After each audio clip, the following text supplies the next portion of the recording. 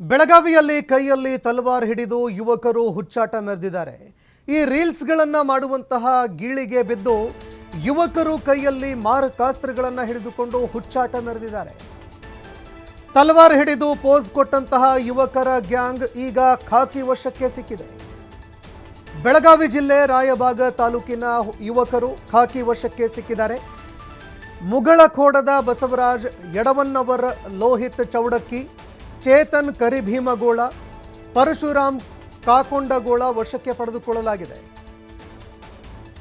ಸಸಾಲಟ್ಟಿ ಗ್ರಾಮದ ಸಿದ್ದರಾಮ ಹುಕ್ಕೇರಿ ಸೇರಿ ಒಟ್ಟು 5 ಜನರನ್ನ ಪೊಲೀಸರು ವಶಕ್ಕೆ ಪಡೆದುಕೊಂಡಿದ್ದಾರೆ.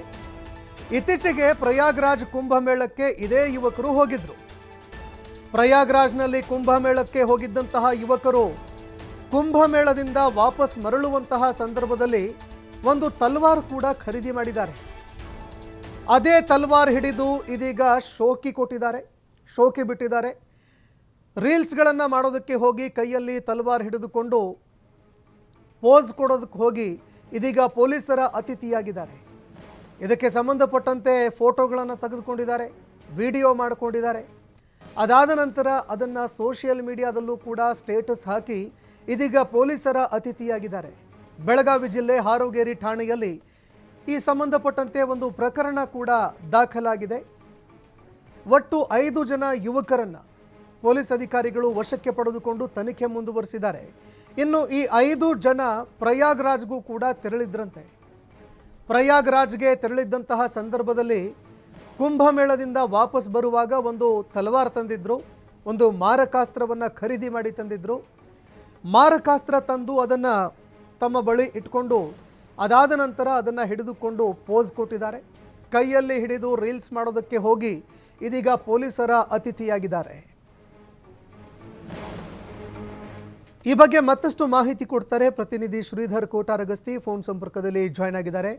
ಶ್ರೀಧರ್, ಪ್ರಯಾಗ್ರಾಜ್ ಕುಂಭಮೇಳಕ್ಕೆ ಎಲ್ಲರೂ ಪುಣ್ಯ ಕ್ಷೇತ್ರ ಅಂತ ಹೋಗ್ತಾರೆ, ಆದರೆ ಅಲ್ಲಿಂದ ಬರಬೇಕಾದ್ರೆ ಮಾರಕಾಸ್ತ್ರ ತಂದು ಪೋಸ್ ಕೊಟ್ಟಂತಹ ಯುವಕರು ಈಗ ಪೊಲೀಸರ ಅತಿಥಿಯಾಗಿದ್ದಾರೆ. ಏನಿದು ಪ್ರಕರಣ? ಈ ಬಗ್ಗೆ ಮತ್ತಷ್ಟು ಮಾಹಿತಿ ಕೊಡೋದಾದ್ರೆ.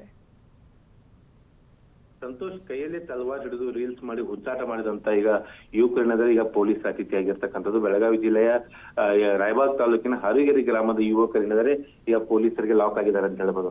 ಇವರು ಏನು ಈ ಹಿಂದೆ ಉತ್ತರ ಪ್ರದೇಶ ನಡೆದಂತ ಪ್ರಯಾಗ್ರಾಜ್ನ ಮಹಾಕುಂಭ ಮೇಳಕ್ಕೆ ಈ ಒಂದು ಯುವಕರ ಗುಂಪು ಹೋಗಿರುತ್ತೆ. ಪ್ರಯಾಗ್ರಾಜ್ನಲ್ಲಿ ಕುಂಭ ಸ್ನಾನ ಮಾಡಿ ವಾಪಸ್ ಬರುವಂತ ಸಂದರ್ಭದಲ್ಲಿ ತಲ್ವಾರ್ಗಳನ್ನ ತೆಗೆದುಕೊಂಡು ಬಂದಿರ್ತಾರೆ. ಈ ರೀತಿ ತೆಗೆದುಕೊಂಡು ಬಂದಂತ ತಲ್ವಾರ್ಗಳನ್ನ ಕೈಯಲ್ಲಿ ಹಿಡಿದು ಪೋಸ್ ಕೊಟ್ಟು ಅದನ್ನ ರೀಲ್ಸ್ ಮಾಡಿದ್ರು. ಅದನ್ನ ಸಾಮಾಜಿಕ ಜಾಲತಾಣ ಆಗಿರ್ಬೋದು ಮತ್ತು ವಾಟ್ಸ್ಆಪ್ ಸ್ಟೇಟಸ್ ನಲ್ಲಿ ಇಟ್ಕೊಂಡಿದ್ರು.